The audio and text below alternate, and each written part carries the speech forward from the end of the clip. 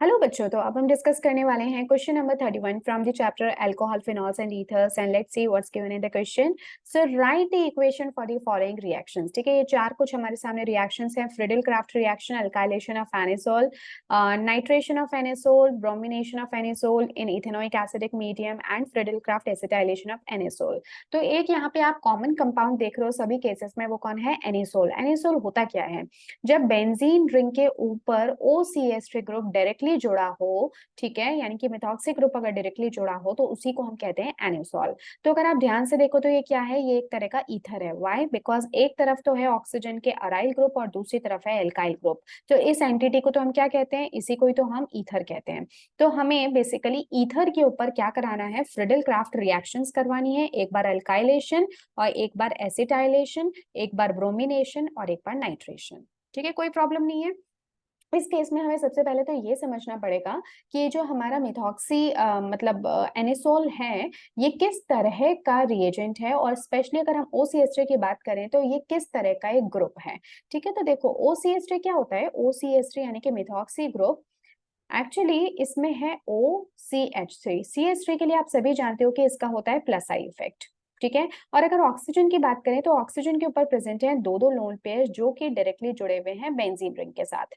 Benzene ring के ऊपर present है तीन तीन एल्कीन ग्रुप्स, और जिसकी वजह से जो बेंजीन रिंग है ये काफी इलेक्ट्रॉन डेफिशिएंट है, और वो चाहती है कि कोई ऐसा ग्रुप उसके साथ जुड़ा हो जो कि इसको इजीली इलेक्ट्रॉन दे सके। और यहाँ पे ये काम कौन कर रहा है? ऑक्सीजन कर रहा है। पहली बात तो CH3 की तरफ से कुछ इलेक्ट्रॉन्स उसको मिल जाते हैं due two plus I effect, और दूसरी बात ऑक्सीजन के खुद के पास में अपने दो दो लोन पेयर्स है जिनको कि वो शेयर कर सकता है इस बेंजीन रिंग के साथ in the form of resonance, और इसी कारण से यहाँ पे इलेक्ट्रॉन डेंसिटी बेंजीन के ऊपर बढ़ सकती है। तो जो OCH3 ग्रुप हुआ इसको हम क्या कहेंगे? तो हम कहेंगे इलेक्ट्रॉन रिलीजिंग ग्रुप, या फिर हम कहेंगे कि ये जो OCH3 ग्रुप है ये प्लस R या फिर प्लस M इफेक्ट शो करता है। R का मतलब होता है प्लस रेजोनेंस इफेक्ट, और M का मतलब होता है मीसोमरिक इफेक्ट, और प्लस का मतलब हो गया कि ये दूसरों को इलेक्ट्रॉन्स देता है। इस केस में बेंजीन को ये इलेक्ट्रॉन प्रोवाइड कर रहा है, यानी कि इलेक्ट्रॉन रिलीज करने वाला एक ग्रुप है। तीसरी बात जो आपको पता होनी चाहिए कि अगर कोई भी इलेक्ट्रॉन रिलीजिंग ग्रुप है तो वो क्या करेगा? ऑर्थो और पैरा पोजीशंस के ऊपर इलेक्ट्रोफाइल का सब्स्टिट्यूशन करेगा। यानी कि कोई भी अगर रिएक्शन इलेक्ट्रोफिलिक सब्स्टिट्यूशन रिएक्शन होती है तो उसमें जो इलेक्ट्रोफाइल जनरेट होगा उसको ये ऑर्थो और पैरा पोजीशन के ऊपर जाके सिचुएट कर देगा। ठीक है, तो अब अगर हम इन सभी रिएक्शंस को ध्यान से देखें, जैसे फ्रिडल क्राफ्ट रिएक्शन है, इसमें अल्काइलेशन हो रहा है, तो इसमें अल्काइलेशन में ये जो आपका एल्काइल पार्ट है ये इलेक्ट्रोफाइल की तरह एक्ट करता है। नाइट्रेशन के केस में जो NO2 प्लस बनता है ये आपका इलेक्ट्रोफाइल की तरह वर्क करता है। ब्रोमिनेशन के केस में ब्रोमीन प्लस जो जनरेट होता है ये इलेक्ट्रोफाइल की तरह बिहेव करता है, और एसिटाइलेशन के केस में जो COR ग्रुप जनरेट होता है ये इलेक्ट्रोफाइल की तरह जनरेट होता है, वर्क करता है। तो इन सभी का जो सभी का आप कहोगे कि इन सभी का जो प्लेसमेंट है बेंजीन रिंग के ऊपर वो कहाँ पे होगा? ऑर्थो और पैरा पोजीशन पे। और ऐसा इसलिए क्योंकि जो OCH3 ग्रुप इससे जुड़ा हुआ है that has plus R effect, यानी कि ये ऑर्थो और पैरा डायरेक्टिंग ग्रुप है। ठीक है, तो इतनी बातें आप लोगों को समझ में आ चुकी है। अब हमें कुछ भी नहीं करना, अब हमें जो भी कुछ रिएजेंट्स दिए हुए हैं बस उनको हमें जाकर सिचुएट कर देना है। आई गेस कि आप लोगों को जो मेन आइडिया है वो समझ में आ गया होगा इस क्वेश्चन के पीछे क्या है। So the first one is Friedel Crafts reaction, और इसमें आपको क्या कराना है? अल्काइलेशन। जब भी आप अल्काइलेशन करते हो तो आप एक RX को चूज करते हो, वो भी किसी लुइस एसिड की प्रेजेंस में। ठीक है, तो हम जो लुइस एसिड यहाँ पे यूज कर रहे हैं, लेट्स से कि एनहाइड्रस AlCl3 को हमने यूज किया, आप AlCl3 की जगह पे आप FeCl2 को इसको भी यूज कर सकते हो। कोई ना कोई लुइस एसिड होनी चाहिए। लुइस एसिड इसलिए यानी कि जो नेगेटिव अडक्ट है उसको वो क्या कर सके? एक्सेप्ट कर सके। तो इस केस में मेरे पास है CH3Cl, तो ये AlCl3 क्या करेगा? AlCl4 माइनस बना लेगा। तो क्योंकि जो क्लोरीन है वो नेगेटिव फॉर्म में बाहर निकल चुकी है, तो जो पीछे मेरे पास में जनरेट हुआ इलेक्ट्रोफाइल वो कौन जनरेट हुआ? CH3 plus. ठीक है, ये हो गया मेरा इलेक्ट्रोफाइल। अब जैसा कि मैंने कहा था कि इलेक्ट्रोफाइल ये नॉन पोलर मीडियम है, इसमें क्या होगा? इसका हो जाएगा substitution on ortho and para positions. अब ये वाली पोजीशन को आप ऑर्थो पोजीशन कहते हो, ये भी ऑर्थो पोजीशन है, दोनों में से किसी भी जगह पे आप लगा सकते हो, और ये है पैरा पोजीशन। तो देखो एक प्रोडक्ट तो आपको 2-मिथॉक्सी-टोल्यूएन मिल गया और एक आपको 4-मिथॉक्सी-टोल्यूएन मिल गया। जो 2-मिथॉक्सी है वो एक ऑर्थो प्रोडक्ट है, और जो 4-मिथॉक्सी है वो एक पैरा प्रोडक्ट है। हमेशा ध्यान रखना कि जो मेजर प्रोडक्ट होता है वो पैरा प्रोडक्ट होता है। उसका कारण ये है कि अगर आप ध्यान से देखो तो ये जो दोनों ही ग्रुप्स हैं हमारे यहाँ पे, एक तरफ है OCH3, दूसरी तरफ है CH3, ये दोनों ही बहुत लार्ज ग्रुप्स हैं। मतलब कि अगर आप इस CH3 को और खोल के लिखो तो ये हाइड्रोजन हाइड्रोजन हाइड्रोजन कुछ इस तरह से एग्जिस्ट कर रहे होंगे, और इस वजह से क्या होता है, ये एक दूसरे के साथ में बहुत ज्यादा रिपल्शन शो करते हैं, एक दूसरे को हिंडर करते हैं, स्टेरिकली इतना कंफर्टेबल ये सिचुएशन नहीं है। तो इस वजह से इनके बीच जो रिपल्शन होगा उससे स्टेबिलिटी इस मॉलिक्यूल की कम हो जाती है, and that's why we get this as a minor product. तो जो मेजर प्रोडक्ट है वो है 4-methoxytoluene या फिर पैरा प्रोडक्ट, जिसमें इस CO OCH3 का इस CH3 के साथ में कोई खासा इंटरेक्शन नहीं है, इस वजह से किसी तरह के रिपल्शंस नहीं है, and this is more stable. ठीक है, तो ये तो हो गया हमारा फर्स्ट केस। अब देखो जो सेकंड केस है उसमें हमें क्या कराना है, नाइट्रेशन। नाइट्रेशन जब भी आप करवाते हो ना तो कॉन्सेंट्रेटेड H2SO4 और कॉन्सेंट्रेटेड HNO3 की प्रेजेंस में कराते हो। ये जो H2SO4 और HNO3 है ये क्या जनरेट करते हैं, दे टुगेदर फॉर्म अ इलेक्ट्रोफाइल, वो है NO2+।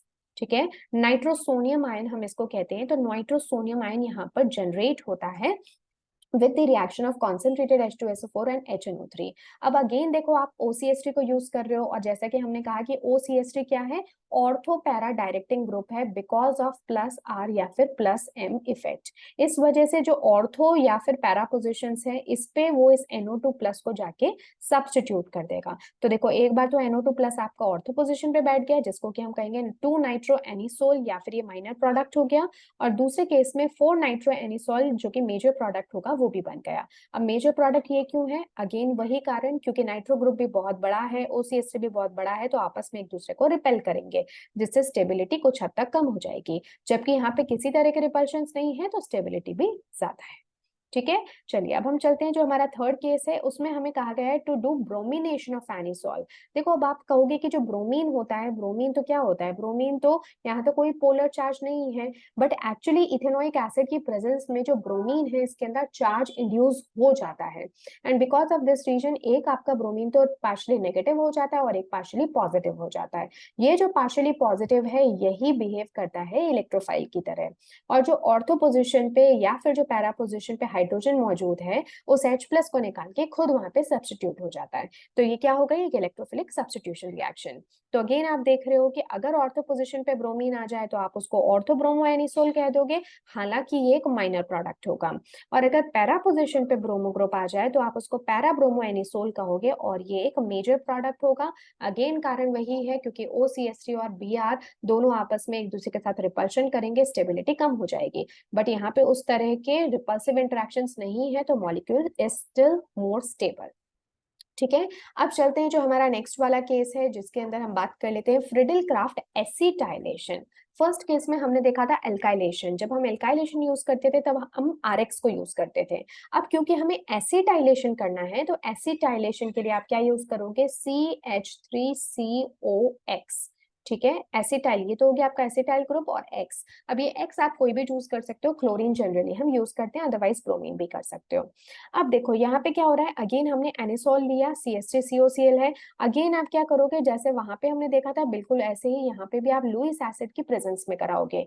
लुइस एसिड जो मैंने चूज किया वो है एनहाइड्रोClCl3। ये एनहाइड्रोClCl3 क्या करेगा, ये जो क्लोरीन है जो कि पार्शियली नेगेटिव है उसको अपने साथ ले जाएगा। एसिड है ना, तो एसिड वो होते हैं जो कि इलेक्ट्रोनेगेटिव एटम्स को अपने साथ ले जाते हैं। तो ये भी क्या करेगा, ये AlCl3 इस Cl- को ले जाके क्या बन जाएगा, AlCl4-। अब पीछे देखो क्या बच गया, पीछे हमारे पास बच गया CH3CO+, और यही CH3CO+ क्या है, ये है आपका इलेक्ट्रोफाइल। ये आपका इलेक्ट्रोफाइल जनरेट हो गया। अब इलेक्ट्रोफाइल कहाँ जाएगा, क्योंकि जो OCH3 ग्रुप है वो होता है ortho para directing group, because of +R and +M effect. तो इस वजह से जो ऑर्थो और पैरा पोजिशंस पे हाइड्रोजन है उनको हटा के ये इलेक्ट्रोफिलिक ग्रुप जाके सब्स्टिट्यूट हो जाएगा। तो देखो जब एक बार ऑर्थो पोजिशन पे COCH3 लगा तो हमने इसको कह दिया 2-मिथॉक्सी एसिटोफिनॉन। ठीक है, ये नंबर समझ गए हो गया आप, ये ग्रुप तो हो गया आपका मिथॉक्सी, और इसको हम कह रहे हैं ये जो फिनाइल रिंग है इसके लिए हमने यूज किया फिनॉन। फिनॉन हम इसलिए कह रहे हैं क्योंकि अगर आप ध्यान से देखो तो ये ग्रुप क्या है, ये कीटोनिक ग्रुप है। ठीक है, ये तो हो गया OCH3, ये तो हो गया मिथॉक्सी पार्ट, और यहाँ पे ये है COCH3। तो अब आपको समझ में आ ही रहा होगा कि ये क्या है, कीटोनिक ग्रुप है। ठीक है, एक सेकेंड इसको हटा देती हूँ। तो ये क्या है, कीटोनिक ग्रुप, और कीटोनिक ग्रुप के लिए आप क्या सफिक्स यूज करते हो, वी यूज ओन, और क्योंकि ये एक फिनाइल रिंग है तो ये हो गया फिनोन, ठीक है, फेन तो हमने इसके लिए यूज कर लिया, ये हो गया ओन, ये हो गया आपका मिथॉक्सी, ठीक है, और ये जो CH3 है इसको बताने के लिए हम क्या कह रहे हैं, एसिटो, ये जो CO, एक्चुअली जो C और CH3 ये दोनों आपस में मिलके क्या ग्रुप बनाते हैं, दे फॉर्म्स एसिटाइल ग्रुप, तो यहाँ पे हम यूज कर रहे हैं एसिटो। तो देखो नाम क्या हो गया इसका, 2 मिथॉक्सी, 2 इसलिए क्योंकि नंबरिंग आप यहाँ से स्टार्ट करोगे because this is the main functional group. तो ये हो गया 1 2, तो 2 पे प्रेजेंट है मिथॉक्सी, फर्स्ट पोजिशन पे कौन प्रेजेंट है, एसिटोफिनॉल, ठीक है, मेन जो पेरेंट चेन है वो हो गई आपकी phenyl ring, and that's the reason the name is 2 methoxy acetophenol, ठीक है। तो ये एक बेसिक नॉमेनक्लेचर भी मैंने आपको यहाँ पे एक्सप्लेन कर दिया है। उसके अलावा अगर यही ग्रुप 4th पोजीशन पे होगा तो आप इसको कहोगे 4 methoxy acetophenol, and this would be major product. Reason again वही सेम है, क्योंकि अगर ये ऑर्थो प्रोडक्ट होता तो क्योंकि ग्रुप्स बहुत बड़े बड़े हैं तो यहाँ पर रिपल्सिव इंटरेक्शंस बहुत ज्यादा होते, जिसकी वजह से स्टेबिलिटी कम हो जाती। हालांकि यहाँ पे इस तरह के रिपल्सिव इंटरेक्शंस नहीं है अगर पैरा पोजीशन पे एसिटोफिनॉल ग्रुप हो तो, इसलिए ये मॉलिक्यूल कंपैरेटिवली मोर स्टेबल है, ठीक है। सो आई गेस कि आप लोगों को ये क्वेश्चन पूरी तरह से समझ में आ गया होगा, and in this question we have discussed in detail the electrophilic substitution reaction. ये सभी रिएक्शंस जो है ना ये है that comes under electrophilic substitution reaction. तो यहाँ पे जो इलेक्ट्रोफाइल्स जनरेट होने चाहिए सभी चारों केसेस में वो मैंने आपको यहाँ पे मेंशन कर रखे हैं, और ये किस तरह से ऑर्थो और पैरा पोजिशन पे ही इलेक्ट्रोफाइल्स को सब्स्टिट्यूट करेंगे, पीछे का रीजन क्या है और कौन सा मेजर प्रोडक्ट होगा, एंड द होल थिंग वो मैं आपको समझा चुकी हूँ, राइट। चलिए, so this was all about question number 31। अब हम मिलते हैं नेक्स्ट क्लास में जहाँ पे हम क्वेश्चन नंबर 32 को डिस्कस करेंगे। So till then take care, thank you so much, good bye and see you very soon.